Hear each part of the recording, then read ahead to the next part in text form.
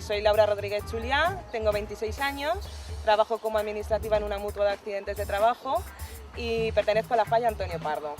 Soy una persona simpática, extrovertida, me encanta salir con mis amigos, estar con la familia, me encanta conocer a gente nueva, me encanta también ser coherente en mis pensamientos y en mis hechos. Y nada, y estar con los amigos para mí es mi mejor pasión.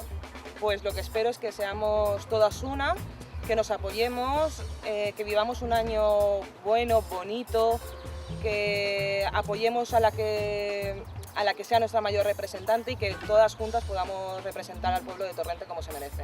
Mi lugar favorito es La Torre, es el sitio más emblemático de Torrente donde transcurren todos los actos más importantes de Torrente. A mí me gusta mucho hacer teatro, me encanta, me apasiona el salir con mis compañeros de la falla y ponernos manos a la obra y llevar una obra de teatro adelante.